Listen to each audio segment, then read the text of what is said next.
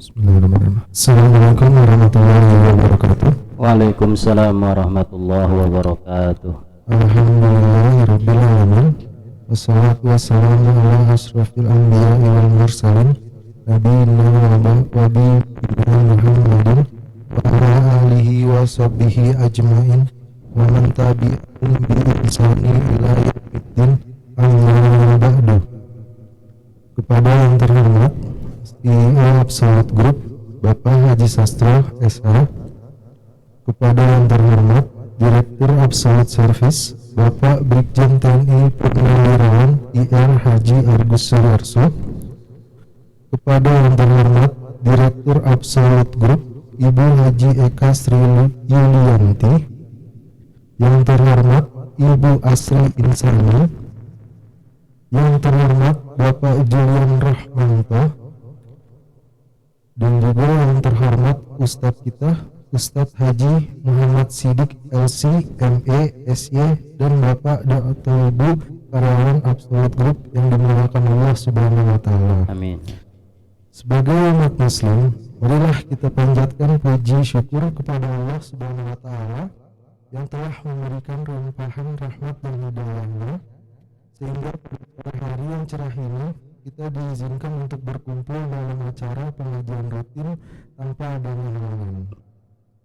Semoga dapat menambah ilmu dan wawasan kita sebagai bekal kehidupan di dunia maupun di akhirat nanti. Salawat dan salam semoga tercurahkan kepada Nabi kita Muhammad SAW beserta keluarga, sahabat, dan kepada kita semua sebagai umatnya. Hadirin yang terhormat, saya selaku pembawa acara izinkan untuk membacakan susunan acara pada kajian sore hari ini. Marilah kita buka pengajian ini dengan membaca Al-Fatihah. Bismillahirrahmanirrahim. Alhamdulillahirabbil alamin arrahmanir rahim maliki yaumiddin. Iyyaka na'budu wa iyyaka nasta'in. Ihdinas siratal mustaqim. Siratal ladzina an'amta 'alaihim ghairil maghdubi 'alaihim waladdallin. Amin. Amin. Kita berlanjut ke acara yang inti, yaitu tausiah. Tausiah yang akan disampaikan oleh Ustadz Haji Muhammad Sidik LC MESY dengan tema Islam mengajarkan keseimbangan antara dunia dan akhirat, dan yang akan dilanjutkan dengan proses tanya jawab offline dan online. Untuk Ustadz, silakan. Assalamualaikum warahmatullahi wabarakatuh. Bismillah, alhamdulillah, wassalatu wassalamu ala rasulillah wa ala alihi wa sahbihi wa mawalah. Allahumma salli ala sayyidina Muhammadin al-fatihi lima ugliqa wal khatimi lima sabaqa ناصر الحق بالحق والهادي إلى صراطك المستقيم وعلى آله حق قدره ومقداره العظيم. أما بعد. Yang saya hormati Bapak Haji Sastro SH selaku COPT Absolute Group, yang saya hormati Bapak Brigjen TNI Purnawirawan Insinyur Haji Agus Sudarso, yang saya hormati Ibu Hajah Eka dan Ibu Hajah Asri Insani, bapak-bapak, ibu-ibu, karyawan-karyawati Absolute Group yang dimuliakan Allah Subhanahu wa taala. Alhamdulillah, kita panjatkan puji syukur kehadirat Allah Jalla Jalaluh, yang sampai sore hari ini Allah masih memberikan nikmat, anugerah yang luar biasa, sehingga kita selain nikmat iman, Islam dan sehat badan, kita masih meluangkan waktu dalam kesibukan kita untuk belajar ilmu agama. Mudah-mudahan yang disampaikan nanti bermanfaat dunia dan akhirat kita. Amin ya rabbal alamin. Salawat dan salam selalu kita sampaikan kepada junjungan alam Nabi besar Muhammad sallallahu alaihi wasallam. Dengan wasilah beliaulah kita bisa mengerti bagaimana kita ibadah kepada Allah, bagaimana kita sukses di dunia, dan lebih-lebih bagaimana sukses kita di akhirat nanti dengan wasilah Nabi kita Muhammad sallallahu alaihi wasallam. Jamaah sekalian yang dimuliakan Allah, pada sore hari ini tema kita adalah Islam mengajarkan keseimbangan antara dunia dan akhirat, atau dalam bahasa Arabnya adalah Al-Islam yu'allimu at-tawazun baina dunya wal akhirah. Jadi urusan dunia dengan urusan akhirat ini harus seimbang, dan ini adalah pandangan Islam. Tidak boleh kita berat sebelah, lebih mementingkan dunia tapi melupakan akhirat atau meremehkan akhirat. Itu tidak baik. Atau sebaliknya, ada orang yang lebih mementingkan akhirat, dunianya diremehkan. Itu pun tidak baik. Maka dalam perspektif Islam, at-tawazun baina dunya wal akhirah, harus ada keseimbangan antara urusan dunia dan urusan akhirat. Bahkan yang lebih afdalnya lagi, jadikanlah urusan dunia mempunyai nilai ibadah untuk kebahagiaan di akhirat yang hakiki. Karena sebenarnya kebahagiaan yang hakiki bagi orang beriman adalah kebahagiaan di akhirat nanti. Maka dari itu dunia dijadikan darul amal. Jadikanlah dunia ini ladang untuk kita bekerja yang mempunyai nilai ibadah, sehingga di akhirat kita tinggal panen hasil dari ibadah kita di alam dunia. Di dunia bukan tempat kita memetik pahala. Di dunia bukan tempat kita memanen. Panennya hasil usaha kita itu di akhirat nanti. Maka dari itu penting kita menyesuaikan kepentingan dunia kita dan kepentingan akhirat kita.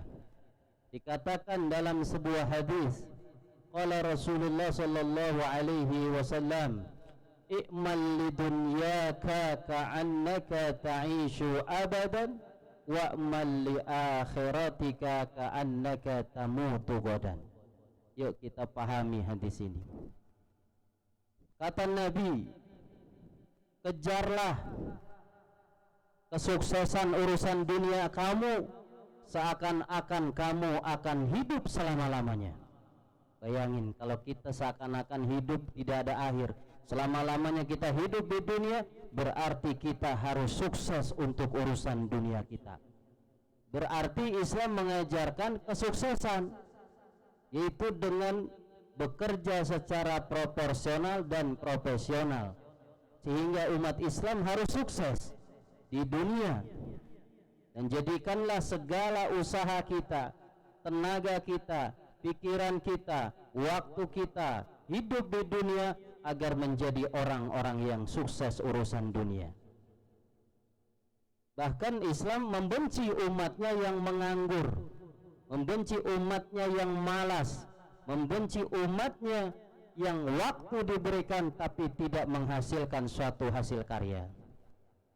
Di dalam Al-Quran, فَإِذَا فَرَغْتَ فَانْصَبْ, kalau kalian sudah melakukan satu pekerjaan dunia, satu urusan dunia, jangan diam, lakukanlah pekerjaan yang selanjutnya. Jadi dalam etos kerja Islam tidak ada waktu untuk beristirahat, tidak ada waktu untuk bersantai-santai, karena setiap detik, setiap menit di alam dunia itu dicatat oleh Allah, apakah itu bernilai baik pahala atau bernilai buruk atau siksa. Jadi orang Islam ini setiap waktu harus memikirkan, saya harus melakukan apa yang bernilai di mata dunia dan juga di mata akhirat. Berapa banyak ada seseorang bisa mengatur ribuan orang, ribuan karyawan bisa diatur oleh satu orang, betul ya?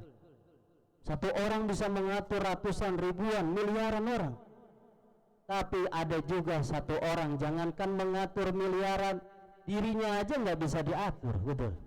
Bangunnya aja nggak teratur, bekerjanya aja nggak teratur. Ada.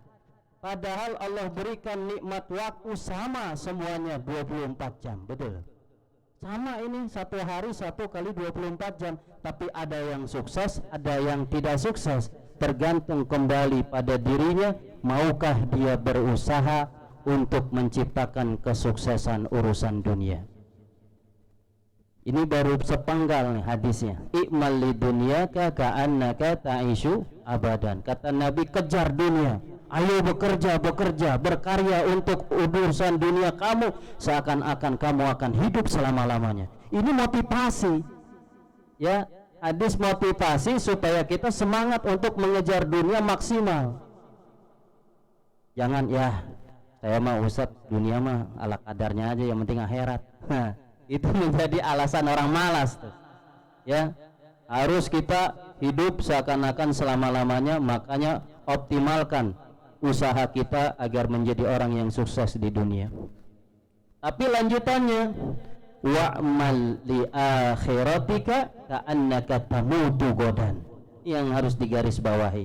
Dan selain kamu bekerja untuk duniamu seakan-akan hidup selama-lamanya, tapi ingat kata Nabi, kerjakan, kejar kesuksesan di akhirat nanti seakan-akan kamu akan mati besok pagi. Nah, ini Masya Allah motivasi akhirat.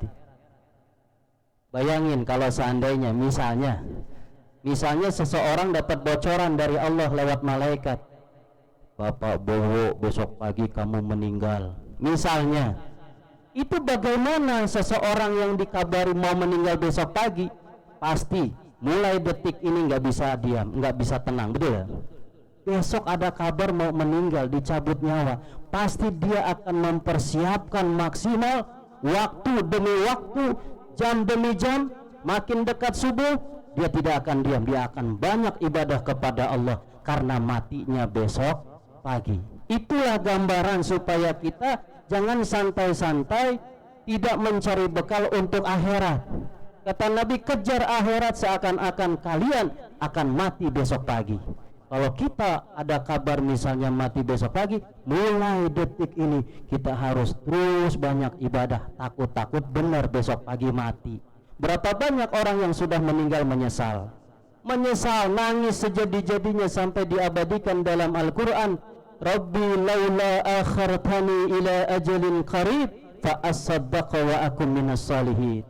Yang udah meninggal minta dispensasi ke Allah, ya Allah kasih dispensasi, ya Allah, saya udah meninggal, waktu hidup saya menyesal tidak beramal soleh, balikin saya ke dunia. Kalau aku diberikan kesempatan sedikit saja waktu di dunia, aku akan benar-benar bersedekah dan aku menjadi orang baik, ya Allah. Pengen dibalikin lagi orang udah meninggal, pengen amal soleh, tapi apa? Gak mungkin, kalau udah meninggal sudah selesai. Mereka menyesal. Nah, kita juga urusan dunia kejar seakan-akan kita akan hidup selama-lamanya. Ini motivasi semangat bekerja dan berusaha, tidak ada batasnya. Tapi jangan lupa kejar juga urusan akhirat kita, karena bisa jadi besok lusa kalian akan mati. Seakan-akan kalian akan mati besok, maka segeralah cari bekal untuk akhirat sebanyak-banyaknya dalam waktu yang secepat-cepatnya. Jadi mulai saat ini kita setelah tahu setiap saat kita harus melakukan amal buat akhirat kita, karena mati nggak ada yang tahu.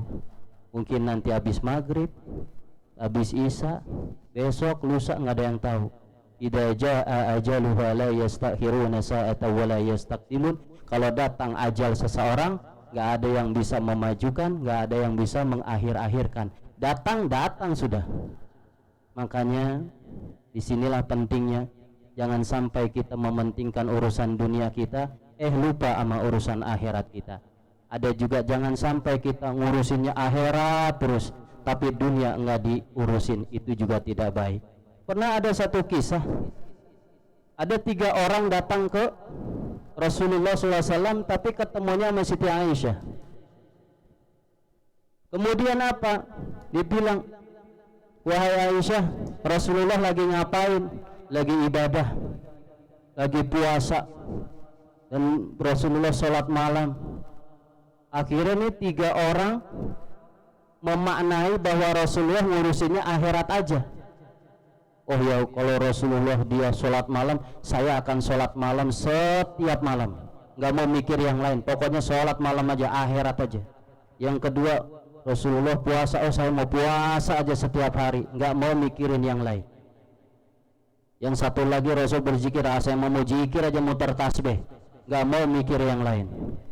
Akhirnya benar, mereka pulang, dia melakukan itu, kedengaran nama Rasulullah. Akhirnya Rasulullah memanggil 3 orang tersebut, dia bilang, kalian itu salah kaprah memaknai apa yang aku lakukan. Aku memang sholat malam, aku memang puasa, aku memang berzikir, tapi aku juga menikah, tapi aku juga berdagang, bekerja, tapi aku juga berkeluarga, memperhatikan anak dan istri, aku juga mementingkan duniaku. Disinilah hadis bahwa Nabi tidak mengajarkan orang berat sangat dengan akhirat, tapi melupakan dunia, dan Nabi juga membenci orang atau umatnya yang mementingkan dunia saja tapi melupakan akhiratnya. Banyak orang banting tulang dari pagi sampai pagi mikirinnya dunia sama dunia, betul ya? Tapi sholatnya ditinggalkan, bakti orang tuanya nggak dipedulikan, anak istri nggak diperhatikan dan sebagainya. Sholat, zikir, taubatnya nggak dilakukan. Yang bagus ya dia bekerja, kejar dunia sebanyak-banyaknya, tapi tugas sebagai hamba Allah, datangnya sholat dia sholat, apalagi berjamaah. Ketika malam dia bangun, dia sholat sunnah, dia berzikir, dia bertobat. Kemudian dia selalu sopan santun dengan sesama. Kepada yang lebih tua dia memuliakan, menghormati, kepada yang lebih muda dia menyayangi dan sebagainya. Inilah Islam, ada keseimbangan antara dunia dan akhirat. Kita harus seimbang. Jangan hanya mikir berat ke dunia tapi akhirat lupa. Jangan juga lebih ke akhirat tapi dunia lupa. Islam mengajarkan harus seimbang antara dunia dan akhirat. Dan jadikanlah amaliyah dunia kita jadi bernilai pahala sehingga menjadi bekal untuk kebahagiaan di akhirat kita. Kita punya harta, ingat, harta yang sebenarnya adalah harta yang disedekahkan di jalan Allah. Karena itulah yang sebenarnya harta. Katanya harta nggak dibawa mati. Siapa bilang harta bisa sampai mati, dibawa mati? Kalau hartanya di jalan Allah, dia sedekahkan, dia bangun masjid, bangun mushola, bangun majelis taklim, bangun tempat-tempat ibadah, itu hartanya yang nanti dibawa mati. Harta yang disedekahkan di jalan Allah Subhanahu wa ta'ala. Tapi kalau harta yang masih ada, itu jadi warisan bagi penerusnya atau ahli waris. Itu dari harta. Dari ilmu, ajarkan kepada orang yang belum paham, akhirnya ilmunya bermanfaat. Dari jabatan, gunakan jabatan untuk hal yang baik, sehingga dengan tanda tangannya dapat menjadi hal-hal yang diridhoi Allah Subhanahu wa ta'ala. Rasulullah SAW sangat menganjurkan umatnya itu untuk selalu bekerja. Dan bekerja itu jangan dikira urusan kerja mah urusan dunia mulu. Siapa bilang orang bekerja kalau niatnya karena Allah dan menafkahi kewajiban keluarga jadi ibadah. Kita bekerja, ya, Nabi Daud alaihissalam itu bekerja dengan tangannya. Sebaik-baik orang bekerja, orang yang bekerja dengan mandiri, dengan dia bekerja profesional, itu pahala. Tetesan keringatnya orang yang bekerja karena Allah itu bernilai pahala dan menjadi ampunan dari Allah Subhanahu wa ta'ala. Kita kan kalau bekerja suka keringatan, betul ya? Keringatnya itu jadi saksi di mata Allah bahwa hamba ini bekerja demi Allah, karena Allah, dan demi menafkahi keluarganya. Luar biasa. tapi asal bekerjanya profesional, tidak melakukan penyimpangan. Allah berfirman dalam surat Al-Qasas ayat 66, ya, wabtagi fima ataqallahu ad-daral akhirah wala tansa nasibaka minad dunya. Tuh, lihat Al-Qur'an. Kata Allah, wala tabgil wabtagi fima ataqallahu ad-daral akhirah. Carilah atas apa yang telah Allah berikan kepadamu untuk urusan akhirat kamu. Silakan kejar akhirat kamu. Tapi apa lanjutannya ayat tersebut? Wala tansa nasibaka minad dunya. Tapi kamu jangan lupa nasib kamu di dunia. Jadi kita jangan mikir akhirat terus, dunia diremehin, jangan. Jangan juga dunia terus yang dipikirkan, tapi akhirat lupa, jangan. Datang waktu sholat, selesai sholat, ya kita bekerja lagi, berkarya lagi. Datang waktu sholat lagi, sholat. Selesai itu bekerja lagi. Begitu seterusnya. Dan umat Islam tidak ada waktu yang berlalu begitu saja tanpa punya nilai ibadah di mata Allah Subhanahu wa ta'ala. Ada orang, ya, yang bahagia dunia, bahagia akhirat.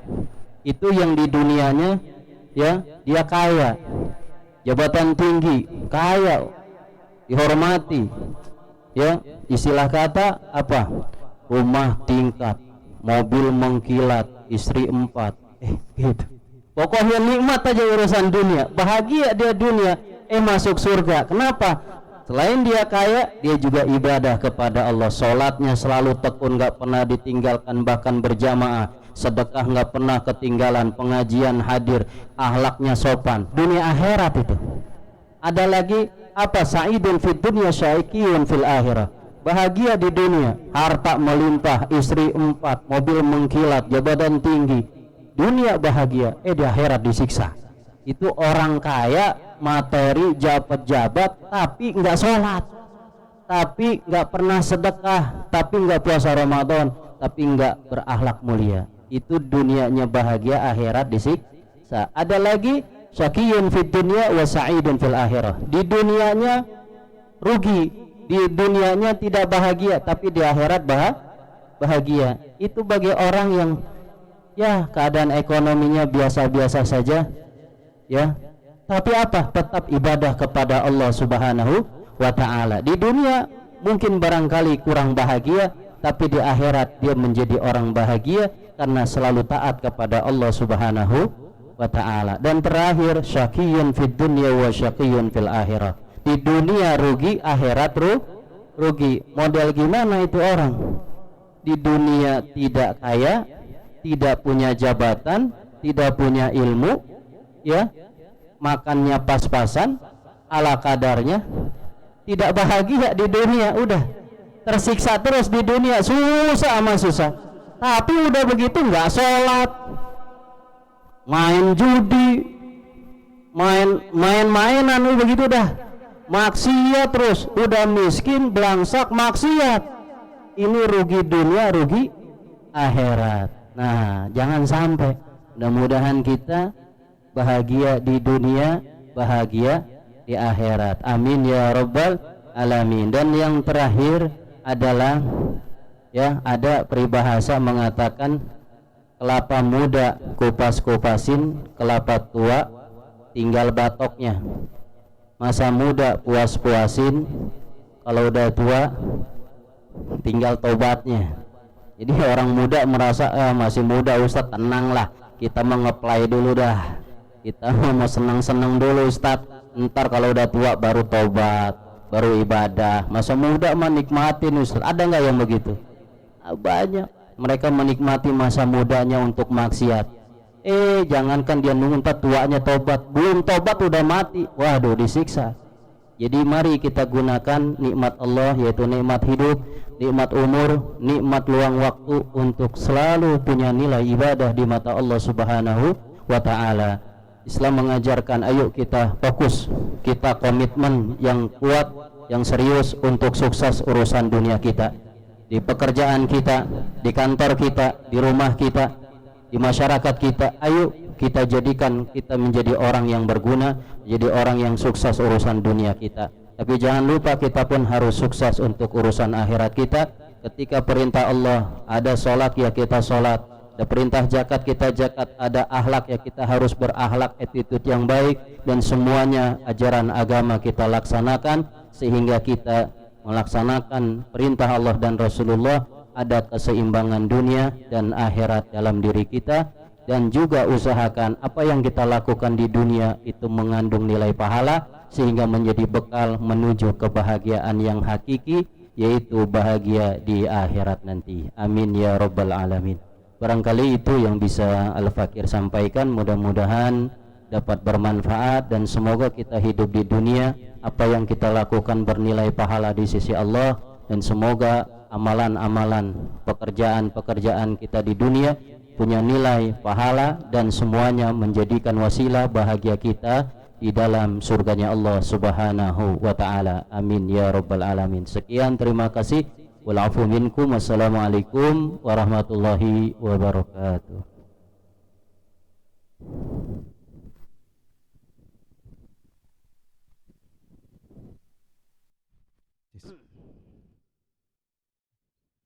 Terima kasih Pak Ustadz.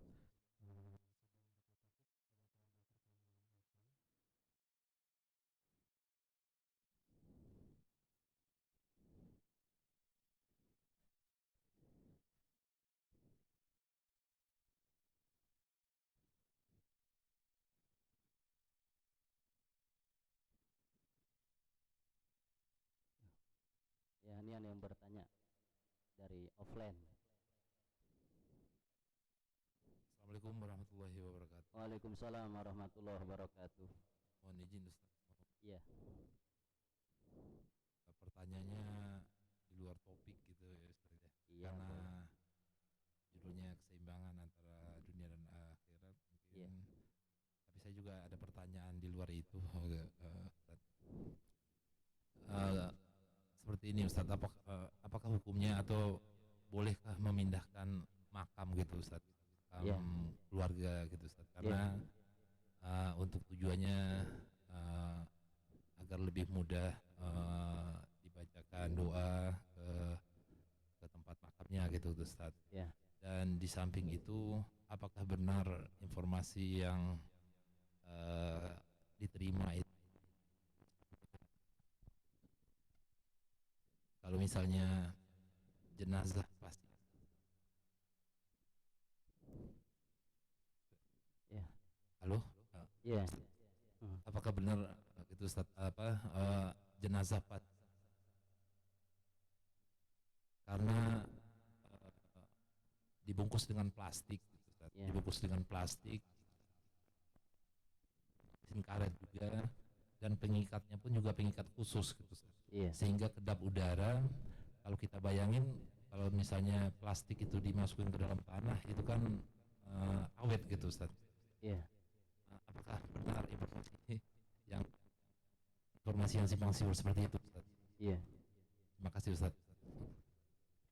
Baik, terima kasih. Pertanyaannya dua. Yang bertanya satu, pertanyaannya dua. Masya Allah. Yang pertama adalah bagaimana hukum memindahkan mayat ya, yang di alam kubur, dipindahkan nih jasadnya ya, maksudnya pindahkan ya, itu dibolehkan saja, mubah, selama memang ada tujuan. Kalau iseng-iseng aja nggak boleh, karena beliau sudah ditempatkan di alam kubur yang di awal. Tapi kalau seandainya ada pemindahannya karena darurat, ada kepentingan, misalnya ada pelebaran jalan yang memang untuk umum, lalu ini menghalangi, dan tentunya dengan adab etika meminta izin dari ahli waris atau keluarganya dan sebagainya, lalu ditempatkan juga di tempat yang mulia ya, di tempat yang seharusnya layak untuk almarhum almarhumah, itu boleh-boleh saja, tidak ada masalah. Yang penting ada tujuan yang baik ya, tujuan yang baik, bukan hanya untuk pindah asal memindahkan saja ya. Kemudian masalah mayat yang dikarenakan meninggalnya karena COVID, katanya simpang siur apakah itu jasadnya utuh atau tidak. Ya, satu pendapat mengatakan orang yang meninggal COVID karena wabah, kalau bahasa Arabnya itu ta'un, itu adalah mati syahid. Mati syahid, orang yang mati syahid jasadnya utuh, walaupun tidak diplastikin pun, tidak dibungkus yang seperti COVID pun, orang yang mati syahid itu jasadnya utuh. Ya, itu secara kaidah agama. Adapun utuh tidak utuh nanti wallahu a'lam, hanya Allah yang tahu. Tapi secara teoritis itu walaupun tidak dibungkus pun itu insya Allah akan utuh, karena orang yang mati syahid itu adalah dimuliakan Allah.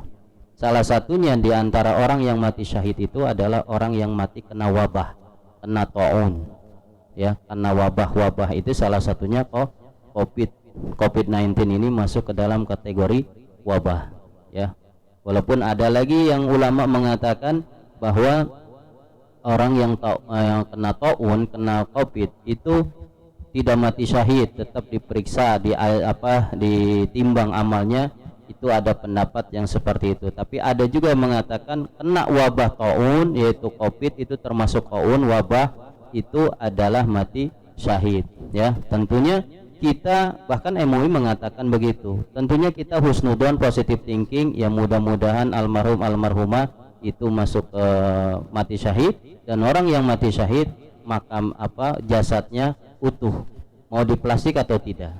Apalagi kalau diplastikin kemudian diapa-apakan gitu, ya misalnya itu mengindikasikan awet misalnya, ya itu lebih lagi. Tapi lagi-lagi itu hanyalah pemahaman manusia yang hakikatnya kalau sudah di alam gaib, di alam kubur, kita serahkan kepada Allah Subhanahu wa ta'ala, dan kita mendoakan yang terbaik. Semoga almarhum almarhumah diterima oleh Allah, diampuni dosanya, dan masuk ke dalam surganya Allah Subhanahu wa ta'ala. Seperti itu ya Pak ya. Terima kasih.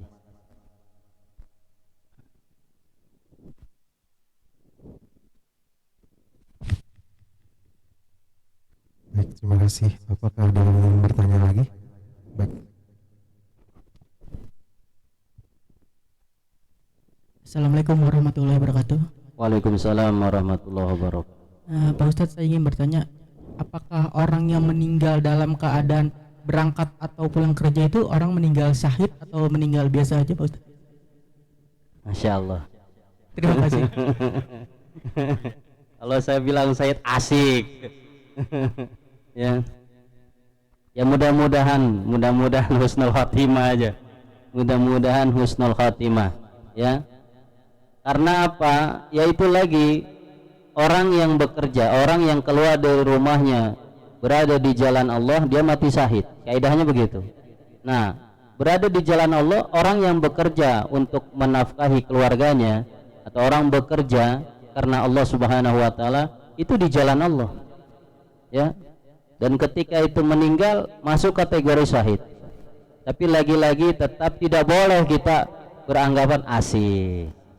Kalau ada nih karyawan absolut meninggal syahid, ya jangan juga. Tetap kita harus takut akan azab Allah Subhanahu wa ta'ala, dan selalu kita melakukan apa yang diperintahkan Allah, menjauhi apa yang dilarang Allah. Tapi insya Allah orang yang berjuang di jalan Allah, yang bekerja untuk keluarganya, untuk menafkahi anak istrinya, maka ketika meninggal dia punya satu nilai yang luar biasa, karena dia melakukan perintah Allah, yaitu mencari kasab, mata pencaharian dengan tujuan karena Allah Subhanahu wa ta'ala. Seperti itu. Jadi insya Allah orang yang bekerja juga itu dalam ibadah kepada Allah. Kalau meninggal berarti dia punya nilai plus, karena bukan dalam maksiat, tapi dalam melakukan perintah Allah. Karena bekerja itu diperintahkan Allah Subhanahu wa ta'ala, wabtagi fima ataakallahu ad-daral akhirah wala tansa nasibaka minad dunya. Ini diperintahkan oleh Allah. Kita bekerja setiap hari diperintahkan sama Allah. Selama kita bekerja sesuai prosedur, maka pahala terus di dalam waktu-waktu yang kita keluarkan dalam bekerja. Ya, jadi insya Allah punya nilai plus. Tapi kalau disebut mati syahid apa enggak, Ya, mudah-mudahan mati syahid. Saya tidak bisa mengatakan pasti mati syahid, mudah-mudahan, karena orang bekerja berada di jalan Allah Subhanahu wa taala. Tapi lagi-lagi ada lagi apa? Jangan merasa aman dari siksa Allah, sehingga tetap kita melakukan perintah Allah, menjauhi larangan Allah Subhanahu wa taala, seperti itu ya. Tetap kita ibadah sama Allah, tapi insya Allah orang yang bekerja itu berada di jalan Allah Subhanahu wa taala. Baik, terima kasih Pak Ustadz. Sudah tidak ada yang bertanya lagi, di online pun juga ada satu.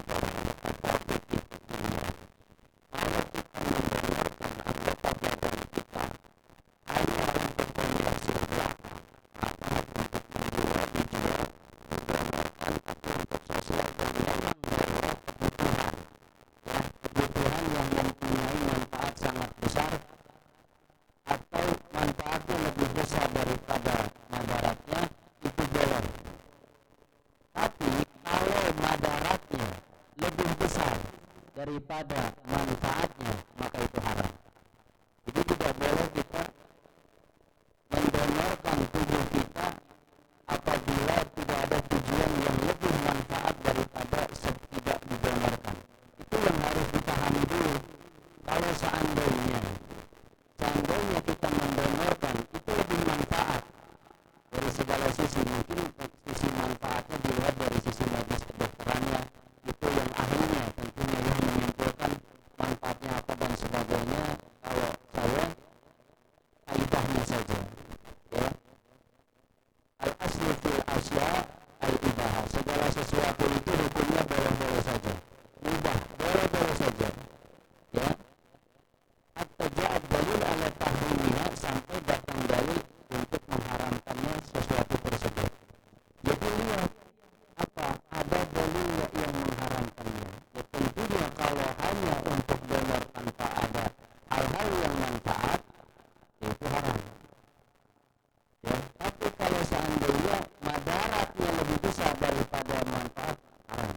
Tapi kalau manfaatnya lebih besar daripada madaratnya, itu boleh-boleh saja. Tapi itu kembali lagi untuk mengatakan boleh halal dan haram, lihat spesifikasi dari para ahli. Itu dulu harus dipahami, didengarkan seperti apa, baru bisa disimpulkan, oh ini lebih manfaat daripada lebih madarat. Oh ini lebih madarat, lebih bahaya daripada manfaat, haram. Jadi seperti itu. Ya, jadi jawabannya dari saya hanya kaidah saja, tapi keputusan harus dari kerjasama dengan tim ahli di situ untuk menilai manfaat dan madarat. Terima kasih.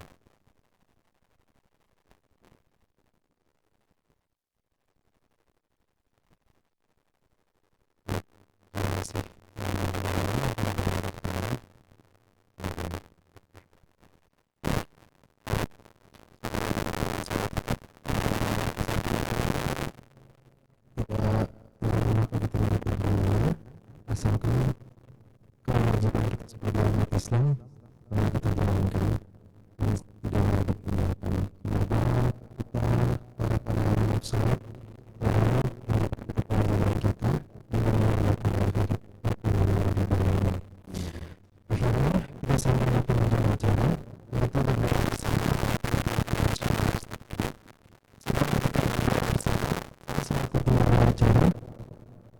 Jika terdapat salah kata maupun sikap yang terlalu menjadi pilihan terhadap sekalian sehingga menjadi susah-susah kepada Ustaz Muhammad Siddiq versi Indonesia untuk memberikan doa bersama, kami persilahkan. Baik Bapak Ibu sekalian, mari kita berdoa kepada Allah. Mudah-mudahan doa kita dikabul Allah, mudah-mudahan hajat-hajat kita dikabul Allah.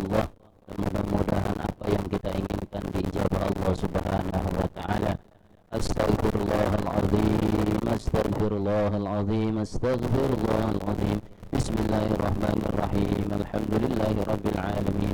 Allahumma salli ala sayyidina Muhammadin fil awwalin. Allahumma salli wa sallim ala sayyidina Muhammadin fil akhirin.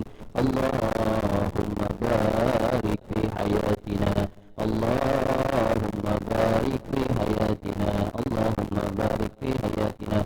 Allahumma ya muhawwil al-ahwal hawwilha lana ila ahsanil hal.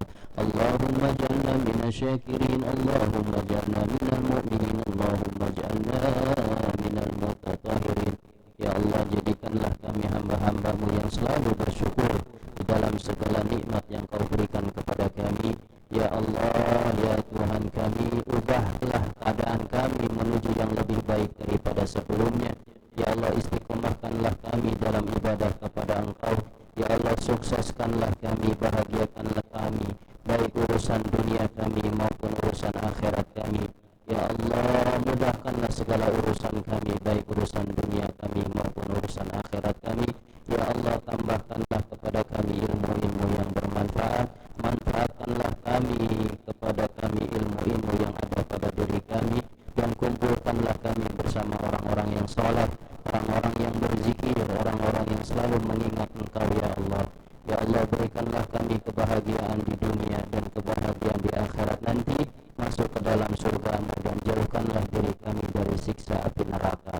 Rabbana atina fid dunya hasanah wa fil akhirati hasanah wa qina adzabannar. Wa sallallahu ala sayyidina Muhammadin wa ala alihi wa sahbihi ajma'in. Walhamdulillahi rabbil alamin. Salam